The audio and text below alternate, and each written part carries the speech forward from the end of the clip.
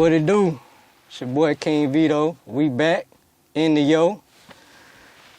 Appreciate y'all. If you've been rocking with me from the jump, man, from the bottom of my heart, I really, really appreciate it, man. If you're new here, do all the YouTube stuff, man. Subscribe, like, share, do what you do.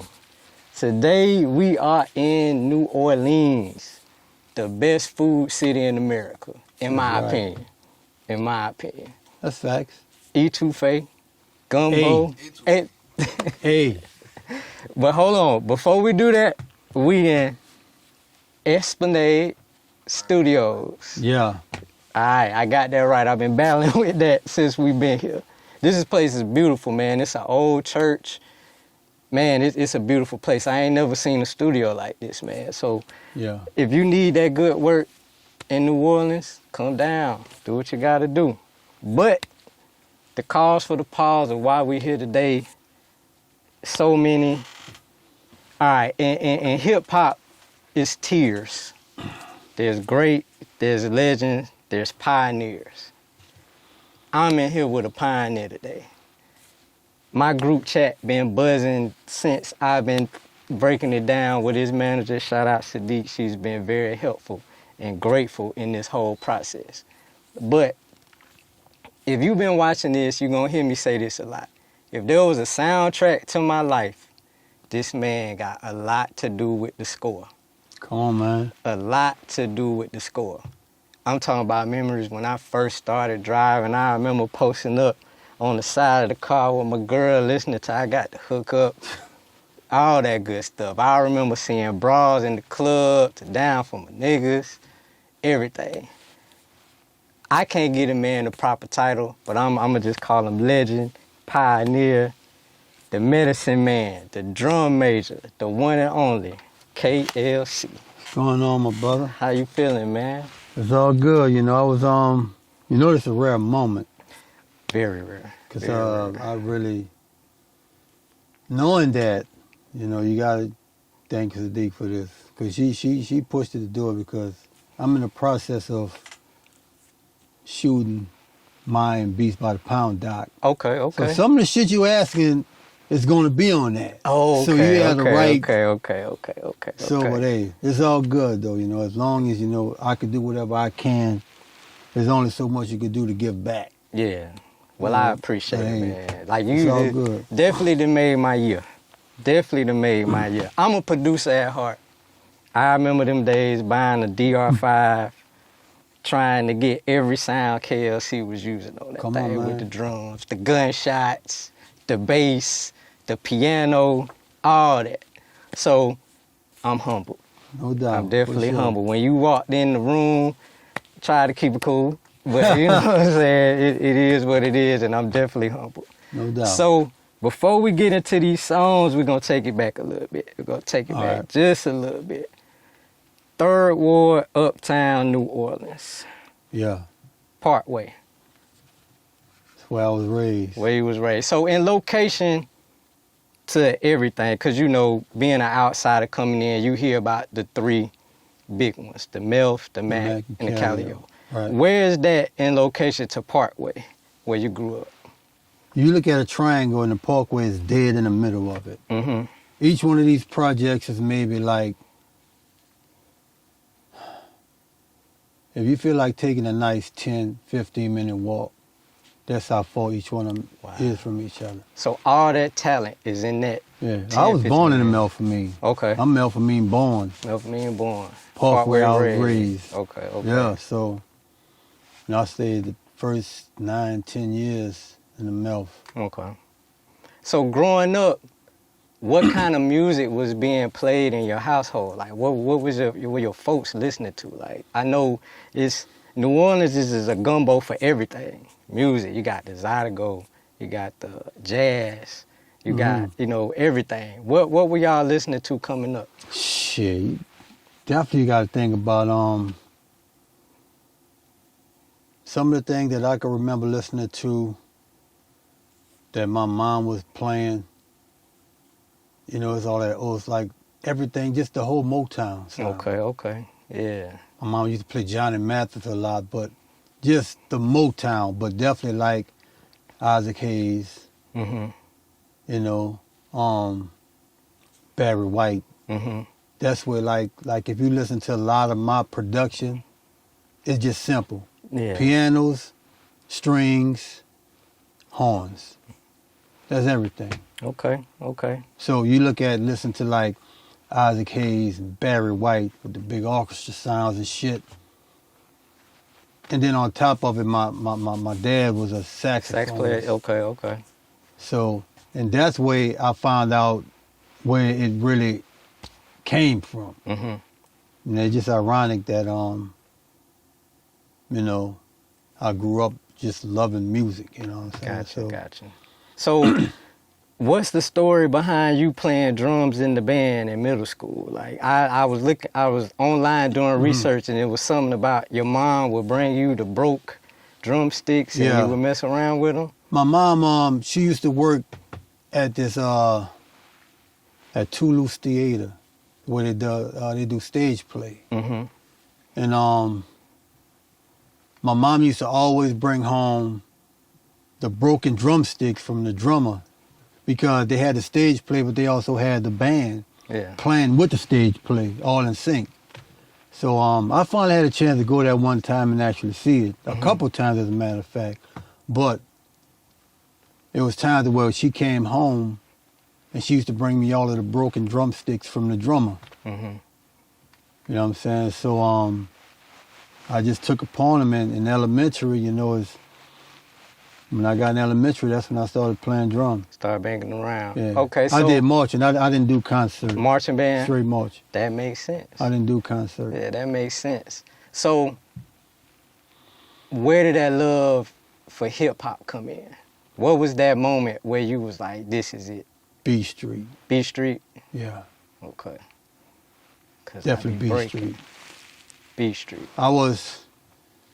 Before I produced, I think DJing and breaking came from off of B Street. Okay. When I saw that movie, everything in that movie I wanted to do. Just the culture in itself. So you look at graffiti, I did it with the shit with it. Breakdancing, I did it with the shit with it. DJing, I did it with the shit with it. And rapping. I really didn't rap because my pen is nice. I got a nice pen, but I just never liked my voice. Okay. But when I saw Beach Street, I was like, everything about it, I just want to do that shit. Gotcha. Yeah. So while we touching on DJing, and since we in New Orleans, New Orleans has a sound. Like I have a theory that all music is regional. Right. Like hip hop was a regional thing from New York that spread. Right. Crunk is Memphis. Right. You got go-go in DC. Right. You come to Atlanta, you got bounce. But No. You come to New Orleans, you got bounce. Yeah. You come to New Orleans, you got bounce. Yeah. You come to New Orleans, you got bounce.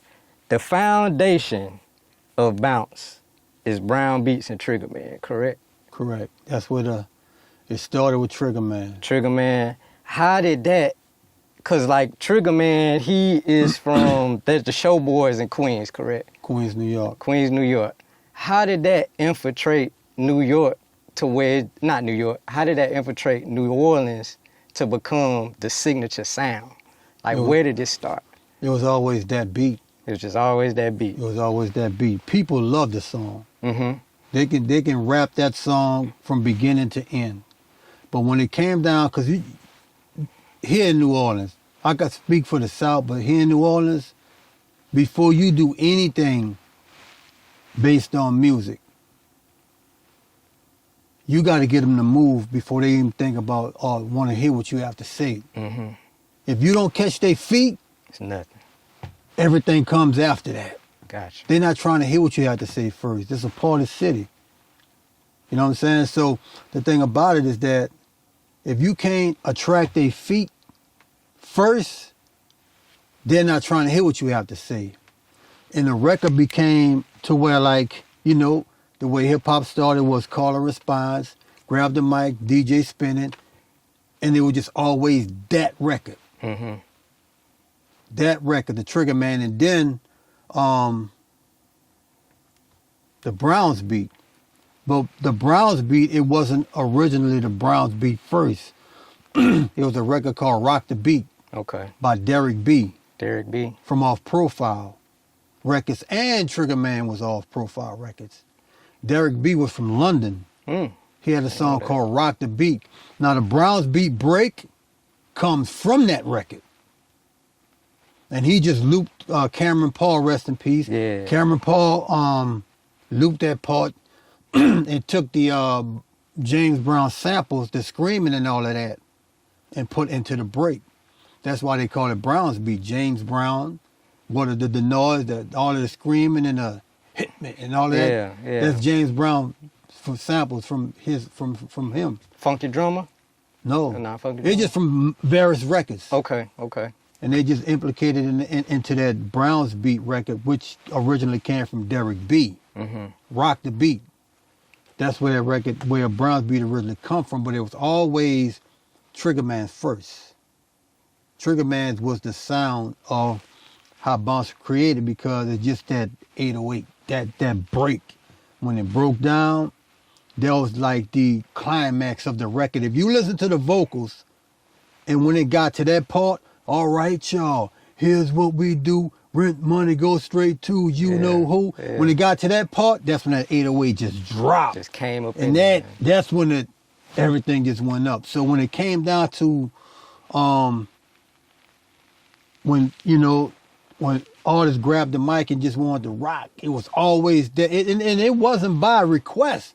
It was just, that's what the DJs reach for. Yeah. You know what I'm saying? That's what the DJs reach for first, and because it was that part of the record was the highlight of the night of the club. When that part of the record dropped, or when they played that record, that's when you know that, okay, it's about to go down in this bitch. To where they just saved that moment. Yeah. Because they weren't trying to play it at the beginning when people just started coming in. But when they saw that motherfucker, was like, okay, they ready. It's that time. That's like when 1 o'clock. Because I don't know what time the clubs close in New Orleans, but 1 o'clock, that's when that mix gonna come and it's just gonna go crazy. It's like, we don't have no curfew here. We don't have no drink, no alcohol curfew. You buy alcohol 24/7 from anywhere. From a bar, from a gas station, from goddamn Rite Aid or any medical, they sell alcohol here everywhere. Everywhere. We don't have no restriction on when you can buy it, 24/7, 7 days a week. Man. So, but in the clubs, we don't have no curfew on when clubs close. Now, outside of New Orleans, Yeah. but in New Orleans, nah. None of that. We do not have a curfew for nothing. COVID was the only curfew we had. Yeah, COVID changed the world, something That crazy, funky man. bitch. Yeah, dirty bastard. But other than that, Yeah. this city shuts down for nothing. Yeah. Wow. So I also was doing more research, and you said something that stuck with me. Where was your transition coming into DJing? Like you say, anything with Beat Street. Like when did you focus on that? Say, I want to get some turntables, I want to get a mixer, and just get to it and DJ. Okay, when I saw when I was watching, when I watched the movie Beat Street, and I saw all the elements of it, it's just that was like the only thing at my hand, because watching Beat Street and just then go walking around the house and you see the goddamn components setting stereo on the corner, it's a fucking turntable right there. Yeah. With some records. So if anything I took for that movie first, that's what I had in my house. You know what I'm saying? And that's pretty much where it started from, you know what I'm saying? And then it started where DJ Captain Charles. Okay. I stayed on the back, like the front of my house, on the Parkway, it ran all the way to the next street in the back. So on the back street is where Captain Charles stayed. Mm-hmm. And Captain Charles used to always, he was like our, if you would call like Red Alert. Yeah. Cool Herc. Kid Capri. Before that. No, it was before. Yeah, this is like yeah, when yeah. hip hop started, like, Captain Charles and listening to Slick Leo Mm-hmm. on radio. So it was like those two was when I actually heard and got a whiff of that shit I saw on B Street is here now. I could do that. Yeah. You know what I'm saying? So when we watched on the movie, when I watched on the movie B Street, I hear Slick Leo on Well 105. And I see Captain Charles actually doing this shit for real. Mm-hmm. So that what drew me even closer to it. So at one time Captain Charles was DJing and he was on the back street. So and then Captain Charles was the first one that I seen with in real life with Technic 1200s. Mm-hmm. And he had this new Mark mixer. So I went over there by Cap and he was the one that actually taught me how to DJ. You know what I'm saying? As far as based on how to spin. He didn't teach me the scratches, but he taught me a lesson about scratching. And that was based on, like, when I got into it and just, you know, just learning and doing my thing or whatever, scratching was the first thing that I wanted to learn before blending a record. Yeah. So he said, come on, come with me. This was my first lessons of DJing. He had a wedding reception. So he just wanted to take a little break just to show me, just put me in the field of, okay, DJing. So the minute he put me on, the first thing I put on, motherfucking, it's time, and I'm scratching. And the people like looking around like, what the fuck? You know what I'm saying? So he like, oh, whoa, whoa, whoa. He said, no. This ain't that place for that. Yeah. He said, just do what I tell you. So he was telling me, well, get this record, I'm playing this record. You know, he was spinning. After I did that, he came and he kind of took over and just got the people back into it. Yeah. So he was like, here, get back on, do what I tell you. So he said, get this record. So as he telling me get the records, I'm getting them and I'm playing them. I'm like, okay. And then that's how I learned how to play for the crowd. And then he said, every now and then, you know, they gonna want to hear some of that what you do, but just touch on it and get out of it. This is a wedding reception. Yeah. Like You're not at a dance. Yeah, it's from 99, 1 to Right. 99 up in here. So Captain Charles, you know, he taught me how to be a DJ, how to talk to the crowd, even though I don't say much, but listening to him, how he act with the crowd, as well as more of DJing, to where he taught me, like, even talking to the crowd is part of the brand of DJing. You know what I'm saying? So he taught me that, and from that point, you know, he took me on gigs, and before you know it, he was the one that got me in Club Rumors. Okay. That's a big club in New Orleans, Club Rumors. Death Trap. That club is shit. Shoot 'em up, bang, bang. Man. Bang, bang. That club went from Discovery to Rumors to a church to a funeral home.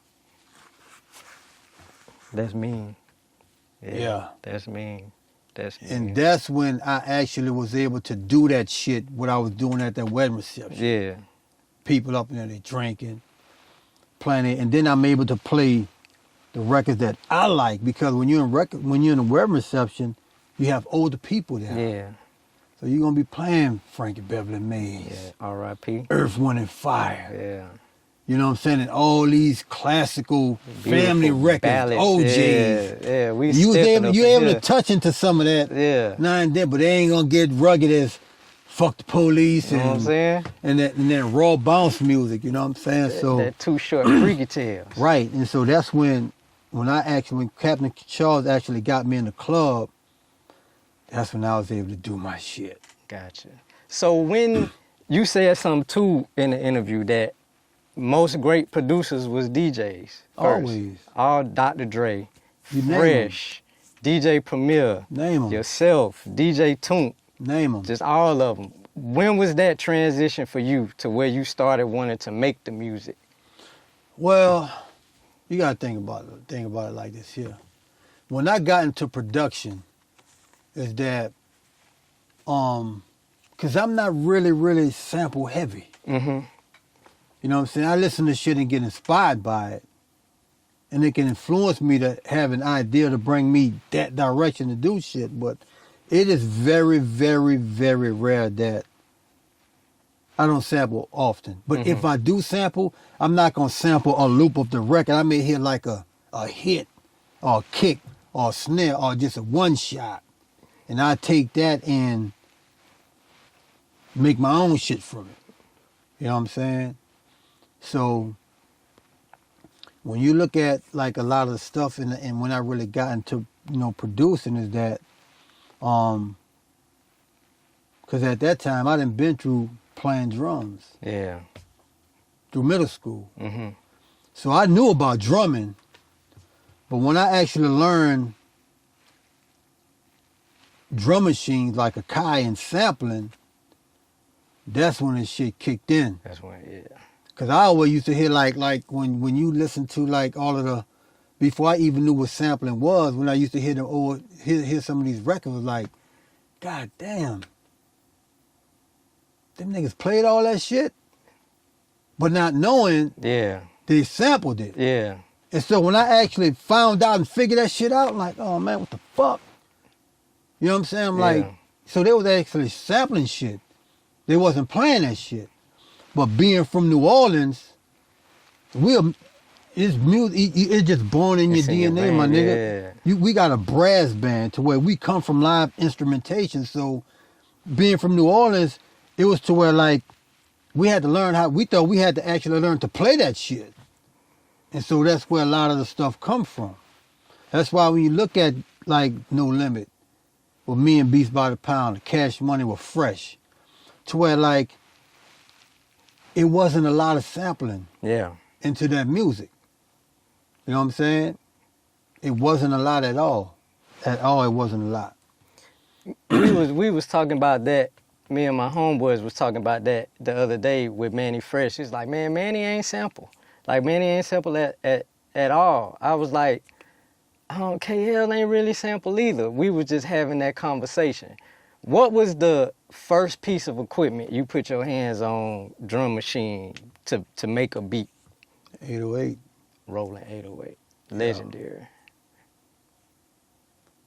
And then me and Mystikal first record, I had the 909. 909, okay. And this little percussion machine.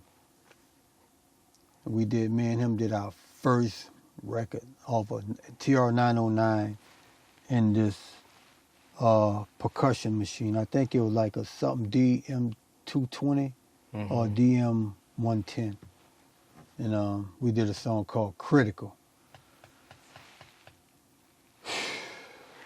We gonna get into Mystikal. I don't think Mystikal get the respect he deserved because he was a star before he hit No Limit. Like, I remember Boot Camp, Click, all that. Let me tell you something. And I'm going to just touch on it and we can go over it. Me and Mystikal kind of share the same presence. Mm-hmm. Meaning that, like, I don't have, like, the industry know me. Yeah. But a few people Know you. don't. Yeah. To where, like, it wasn't like when you look at the situation, like Fresh was in a group. Mm-hmm. Fresh rapped on a lot of the Cash Money records, and then he was in the videos. That wasn't with us. Yeah. People knew Beats by the Pound, but we were walking places. Like, I'll never forget, we walked in the radio station when Mystikal had a show and we went in the station. So I asked Mystikal, so when are you ever gonna work with KLC? You know what I'm saying? When you gonna work with him again? And I'm right next to him. Yeah. He started laughing. Fuck, that's him right there. Oh shit. Like, damn. I'm like, oh yeah, But and see, the thing of it is that what I meant by that is that we can go into a situation and you'll see certain motherfuckers be like, but the average people that's just in there hanging don't even know. Yeah. One time at South by Southwest, this shit's so fucking funny. I was out there because I spoke on a panel that Manny did, right? So man was like, "Kale, look, I'm going DJ at this spot." nigga, come with me. The shit was so funny, bro, is that, so when we walked up to the venue to go in, everybody rushed fresh. And so when they rushed him, I kind of stepped back, just let, fresh signers already, this and that. So that this one chick came over there. You look familiar. I'm like, nah, I said, I'm good, I'm chilling. Yeah. And so we was talking, I'm like, yeah, Fred's my dude, we just chilling, I just came here, rocking with him, boom, boom, boom. So she said, okay. So, we talking and she just said it.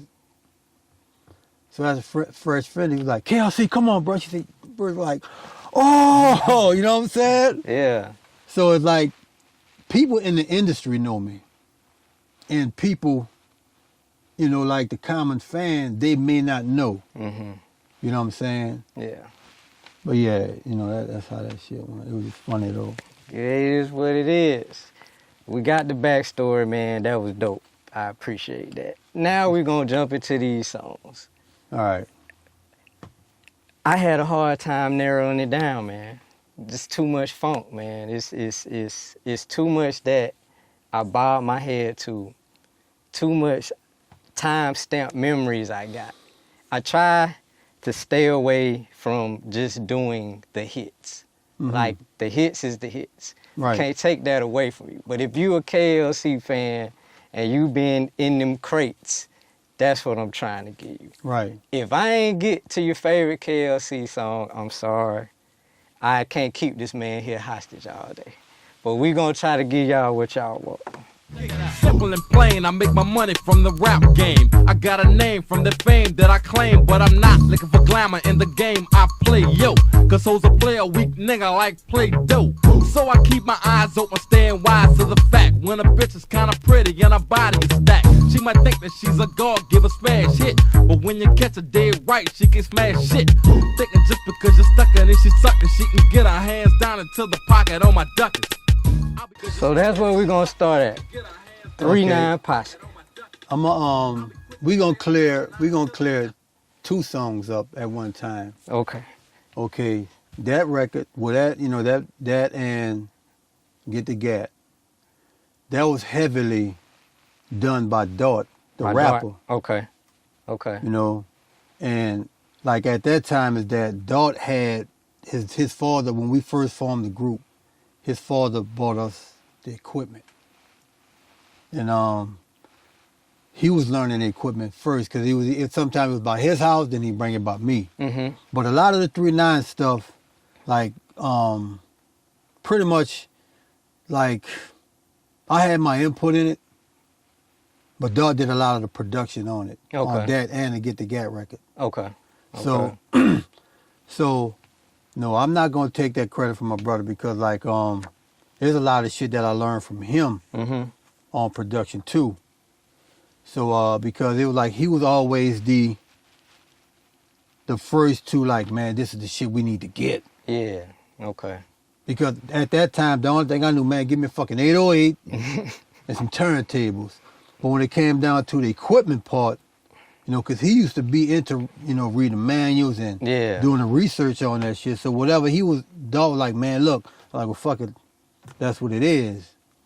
So, but I had like my input on some of the production, but the bulk of it was him. It was him. Yeah. So how did y'all form the 3-9 Posse?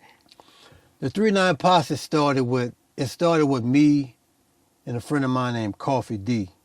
Coffee, because the 3-9, you gotta understand, is like, that's from the 100 block of the street. Okay. The 3900 block of the Parkway. Okay. So Coffee stayed like next door to me. It was my house, one of my partner's house, and Coffee house. Mm-hmm. So Coffee's was an MC, and I was a DJ. Dog was the one who was actually doing beats. Okay. So when Coffee fell back and just wanted to get out of it, Dog took over the dude as an MC, which he was always rhyming himself. But I was always like the the DJ. Mm-hmm. So when we started the group, we did like Pumped and Power to where like I handled all of the scratch duties and some of the arrangements, and that's when we started bringing in other artists. Mm-hmm. and Dot kind of focused on the 3-9 stuff. So when we started bringing in like Mystikal, Soulja Slim, Mr. Servon, Y'all had the Hound from Gerttown. the Hounds. Yeah. So when all of them came in, I started handling those duties. Okay. And that's when it really, really kicked in about my production Yeah. to where I really had to do beats, because while Dot was focusing on that shit, I had to focus on this. Okay. Okay. And so that's when it came, like a friend of mine had a 909. Or was it Mystikal 909? Because I know Mystikal had one. Or was it for my partner? But I had access to the 909. And then I had this other little machine, so I synced both of them up. And that's when I actually did, me and Mystikal did our first song together called Critical. Critical. Okay. And that motherfucker, like, shit, he still got that tape too. Did Critical, was it like a local hit, like throughout the clubs or everything? Critical was a record that only him, him, well, 3-9 Posse, like me, Dog, Mooshak, Guillotine, and I think Hap was the only one who heard that record. Oh, wow. Because at that time is that Hap was another DJ. Hap was Mystikal original DJ. Like when I met Mystikal, Hap was his DJ. Mm-hmm. But Hap stayed down the street from me, and I was DJing for Dot. So Hap thought that Mystikal was better than my rap. I'm like, you out your fucking mind. Like, bring that motherfucker over here. Bring him then. around here. Bring him over here. And so when Mystikal came, we all got into the goddamn in my basement, and we all just vibed out, and that's when we fucked around and fell into this snake thing. Yeah. We had a song called Pass the Snake. And Pass the Snake was King Cobra beer. Mm-hmm. That's where the snake come from, because the symbol of King Cobra, was a cobra, was a beer, so we called it the snake. So we used to throw 40 parties in my basement. So every time we had a session, because Mystikal was always back and forth from the military. Mm-hmm. So when he went to the military, we would write each other, would keep up. So when he came home, we made the best of that time. And so it got to the point where when Mystikal came down, we would just throw fucking 40 parties. We'd get in the basement, we'd rock out some shit, we'd make music, and we'd just drink Snake, King Cobra all day through the whole session. And we like, fuck it, dog. Like, man, we need to do a song of this shit. Yeah. We came up with Path the Snake. And that one grew legs. Yeah. Yeah. And it was what it was. So you touched on two of the songs I was gonna ask about. I was gonna ask about Get the Gat. No, we can go there too. About the whole. Let's do it then. Let's do it. Go then. with that. Get the gat up. Get the gat. Get the gat. Get the gat. Get the gas up. Load it up. Get the gas up. Load it up. Get the gas. Get the gas. Get the gat. Till the third wall posse. Till the third wall posse. Get the gat. Get the gat. Till the 10th wall posse. Till the 10th wall posse. Get the gat. Get the gat. Get the gat. So you did the scratches, all that? DJ T, Lil L DJ did the scratches. Okay. So I'm gonna tell you, like, when the process kicked in with me, right? All right. Well, let's dive into it. So you got to think about, in the process of Get the Gat, with L and T, but elements from songs that I produced was in that record. Okay. But the thing about it was, we didn't have the money to actually finance and fund this record at first. So one thing we did do, I had a DAT machine. I had like fucking 4 tape decks. So the demand came so hot, because one thing that was beneficial for me was that You was a DJ. I was the DJ. Yeah. Anything uptown New Orleans Yeah. was all me. Anything. So in the process of this record being made, I'm just burning that bitch at block parties and all of that shit. Parties, block parties, some of the gigs that I had like in high school and clubs and shit. So when this record was done, we used to go to these clubs like Flirts and all of these mainly like, cause I can remember vividly us first started selling these tapes was like at Flirts on the West Bank, Kilimanjaro's on right there on St. Charles by Uptown, and Big Man, Streamlines, 49s. Like these all the fucking hole in the wall clubs where, you know, where shit pretty much popped off at. Yeah. You know what I'm saying? And Ghost Town. Mm-hmm. Ghost Town is where Bounce, is the club where Bounce actually started. Okay. So when these songs got hot, so I'm around all of these motherfuckers and people just trying to go on the DJ, man, you got this, that loud, get the guy, get boom, boom. So they were like, no, I don't have it. So we all got together. So we had a DAT machine. And I had like fucking 4 cassette decks. And we just bought a whole bunch of cassettes. So I'll never forget that. I took one cassette, ran it, coming out the DAT, going into one cassette. While I'm going into that cassette, I'm coming out that cassette, going into another cassette to where I'm chaining them all together. And so I'm actually hitting that and just recording all these fucking songs that all on tapes until we just had so much of them bitches, man, and we just slinging them motherfuckers out the trunk and doing all of that shit to where like we finally was able to get some money off the 3-9 and the 3-9 posse, the Ask Them Hoes and the Past Snakes and all of that. We just put all of that money into, we finally was able to do this motherfucking record. But the process of that is, that was done when we first got the MP, we were first able to buy our first sampler, which was the MPC 62. I don't know nothing but the 3000. That's it. That's where Nah. that's where it start for me. 3000. You had the MPC 60, Okay. you had the MPC 62, Okay. then you had the 3000. Yep. I just remember the 3000 when I was a kid, and that was like the holy grail of production equipment. Right. So the thing about it was that we got that machine, and that was probably the first time we sampled the 8.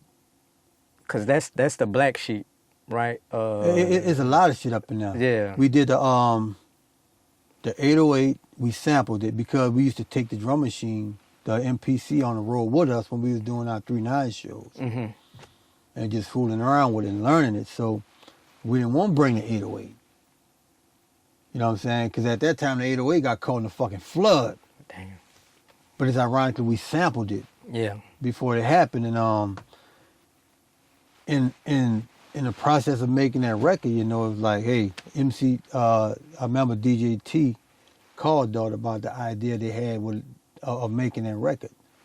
So when they did it, that's when I went over there and heard it and was like, yeah. And I'll never forget going to Big Man's and giving that bitch to DJ Jimmy. DJ Jimmy was like, ooh. Like this, that one right here. Yeah, and then, I got to credit Jimmy for helping break this record. Okay. You know what I'm saying? But and just to see, like, what, 25, 30 years ago? Shit, I went to No Limit in 94. You got shit, man, this record damn like what fucking... They on the Man, internet it say like 92. No, that's when it came out. Yeah. I'm just counting my time of being with No Limit. Wow. Okay. And that's over 20 years. Yeah. And think about the time before I got to No Limit to 92. Add them years.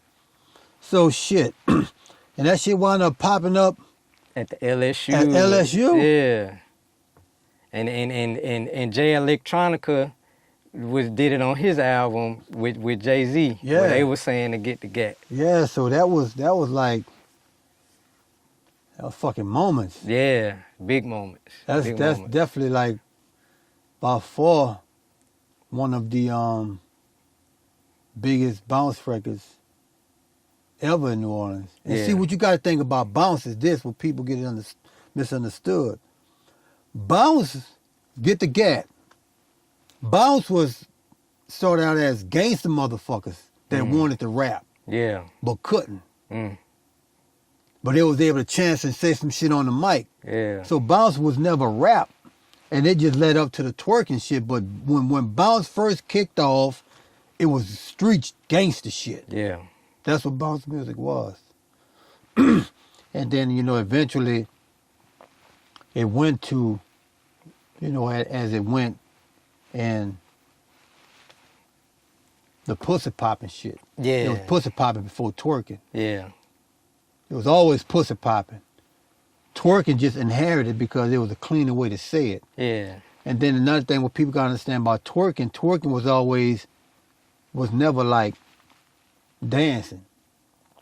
It was always like if I front you, if you boys something, I front them something, like, man, twerk that shit. Yeah. Make that happen, you know what I'm saying? See what you could do with it. But at the same time, when you got in motherfucking clubs, Throwing that shit. Yeah. Would you say nationwide it just changed when Back That Ass Up hit?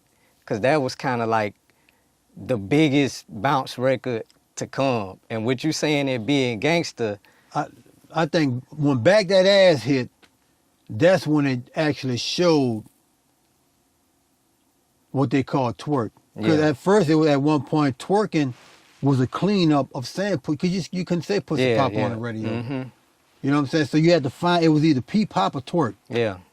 Even coming from Luke, pop that pussy, like Right. all that. You know what I'm Right. saying? And the thing about it was, it's like, and even like when it hit with Cheeky Black, you know what I'm saying? Because she was the first one to take the word twerk actually Really? and I ain't put know it in, that shit. and make it a song. Yeah, I ain't like know that. using the word twerk as a song reference. Like you look up like on any bounce records, twerk was never used as the actual main definition Yeah. of the record. But when Cheeky Black did it and made twerk something and made that actual record, That's when it took. that's when it took. But at the same time, though, Jubilee did it first on a record. Yeah. Because Jubilee made all of the dance music. But Jubilee was the one that twerk, baby, twerk, baby, twerk, twerk, twerk, baby, twerk, baby, twerk, twerk, twerk. He actually was like the first one to actually use it in a song format.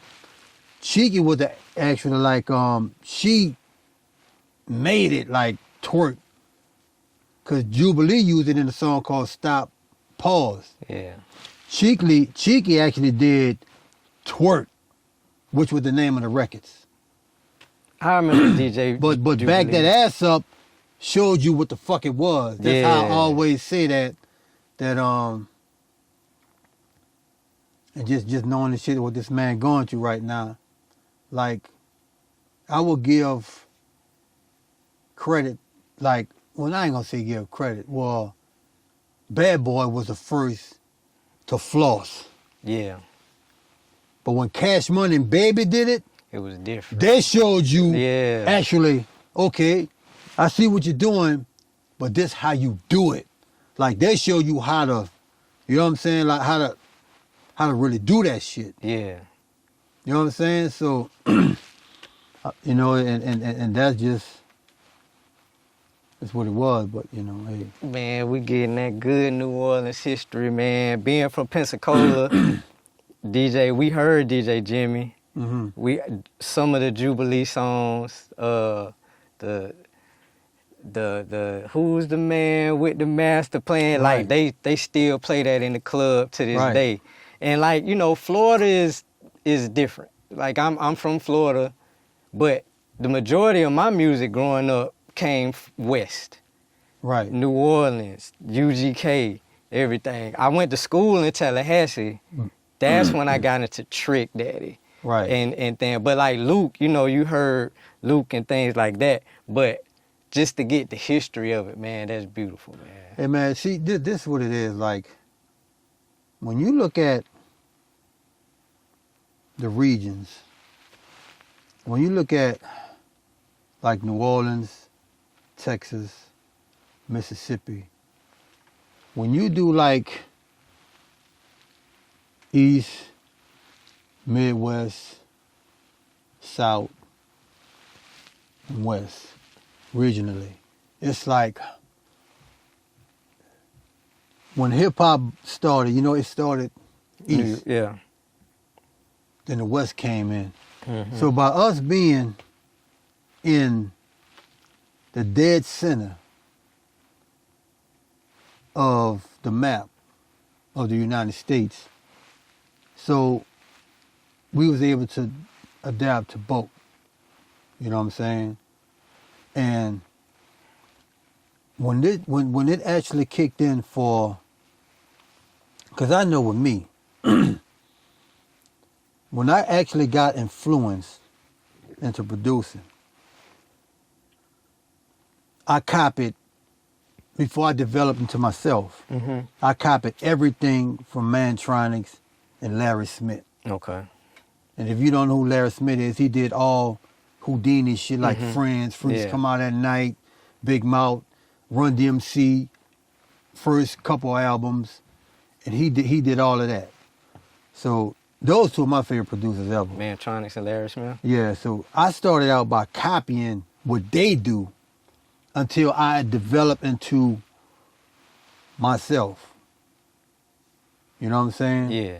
So all of everything comes from them two, and then by me playing drums. If you listen to like Move Bitch, all of them No Limit Soulja songs, if you heard the song what I did with T.I., What They Do, We gonna get to it. and all of them records, like those records, if you listen to them, they're just drum rudiments, snare drum rudiments. And then you listen to how, if you listen to a second line band, the whole band is brass except the drums. And it was always, and that's my drum rudiments. Oh. And I just took me as a drummer and programmed that shit into a machine. So it's just like all my beats is like just some drum rudiments type shit.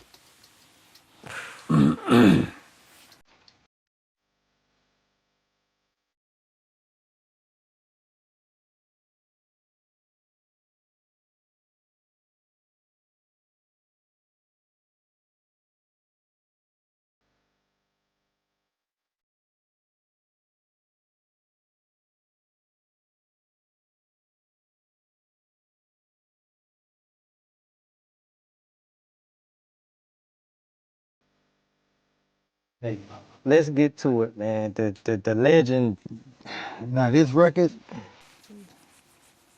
Magnolia Slim. But hold up. So like I seen the story where you say you was DJing and he said, KL, let me get on the mic, but he didn't want to show his face. Like, you know, or want people to see that he was rapping. Did you know that he rapped before that? not because Slim he was a little young one, Yeah. running the streets, doing dumb gangster shit. Mm-hmm. But that's when I was saying, like, that's when bounce was gangster music. Like gangster street niggas was doing bounce music. Yeah.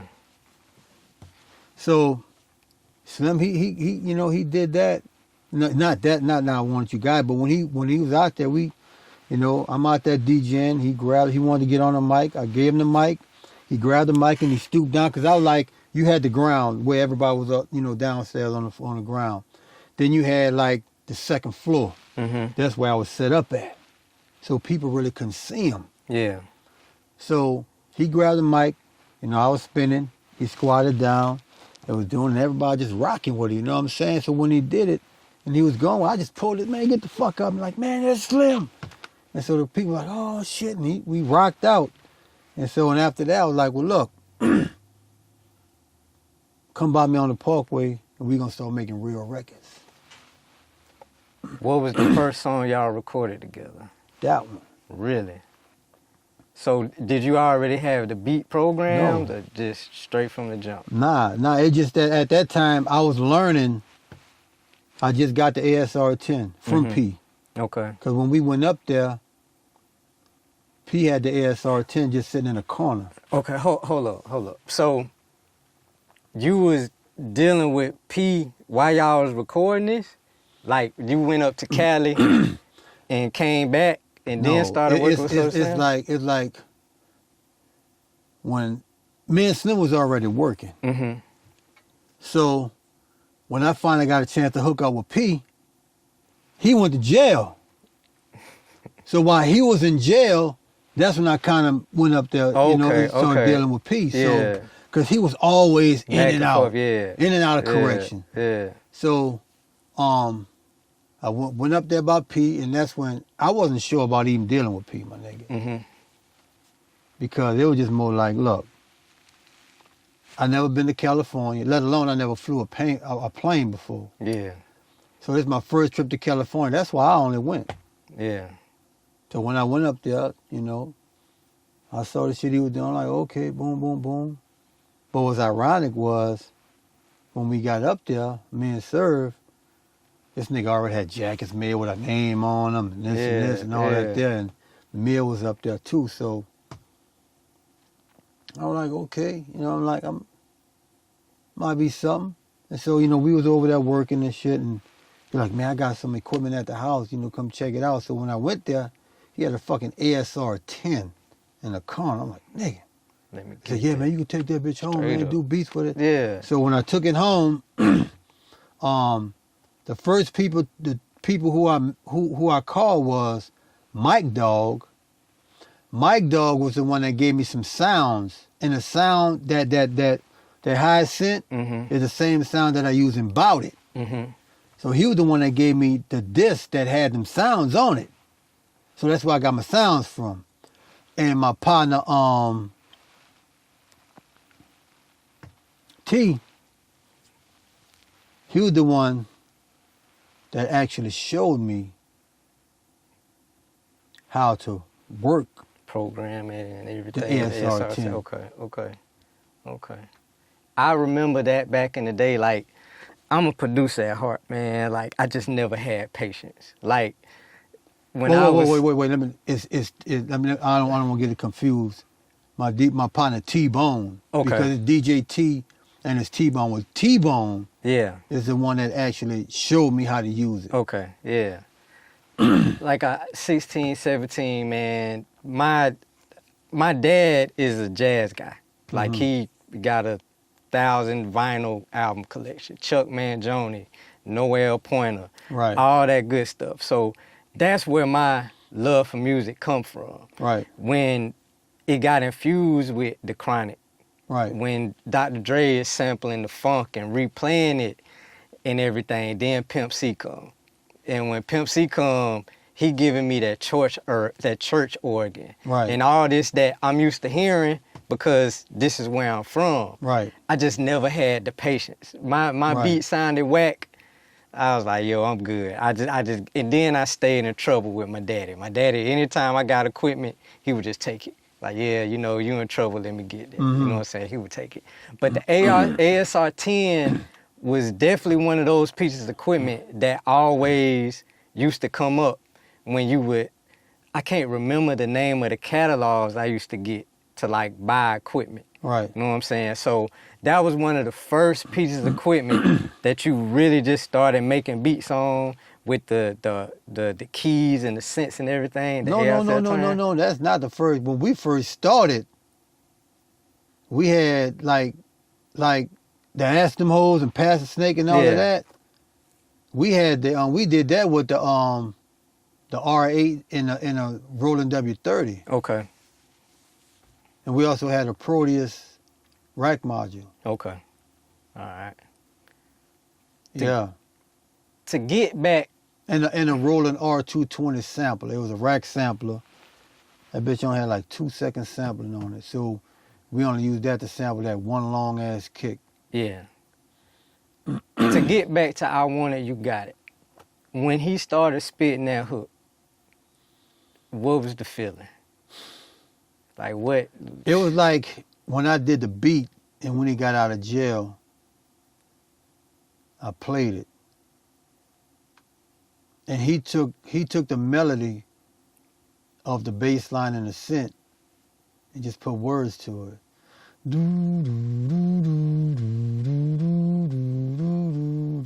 I want it, you got it.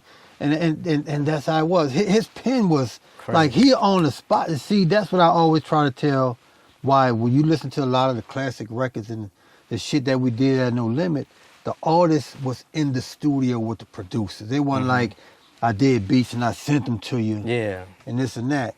You know, even when Mystikal was in the service, when he came home, we got it in. And like what I Wanted You Got It, he came in, I played the beat, I like, check this out. Come on, funky finger, put me in, I got the hook. I wanted you got it. Because there is a version of that. That's not the original version. We did a version before that. That I think that's the one that come off the Down South Hustlers. Nah. The first one we did, we didn't even have a name for it. We called it 1:06. Because that's how long the song was. Yeah. It was just one verse in the hook.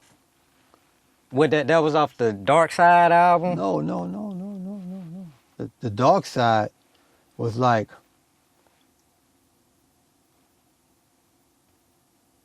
the second version.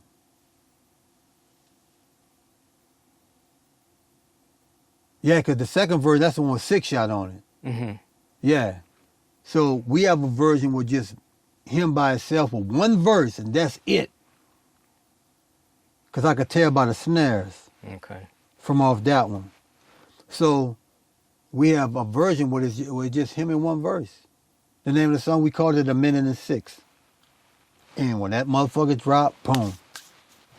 Me doing my thing. All DJs I'm good with. Before you know it, that bitch caught fire. And the thing about it, that we really never put that version. As a matter of fact, that version that what he did by himself, we never released it. And I never forget, right before when I met P, that's when I was about to go up there. We had just recorded, as a matter of fact, I did the beat, and I went by a partner of mine named Don Bartholomew. He had a studio, and that's where we went to record it. And DJ Too Cool, which was Tim Smooth DJ, I called him. Hey man, something came up. I got to go to California. I need you to mix this record for me. And Too Cool actually mixed the record. So we recorded it, and I left him to do the mixing and this shit. What does that song mean in New Orleans? Everything. Everything. That song was Slim introduction to Yeah Motherfucker, I'm here. Slim here, what's happening? Boom. And when that record took off, that was the birth of him. Yeah. That's when Slim evolved. R.I.P. to Soulja Slim. We're gonna come back to Soulja Slim in a second.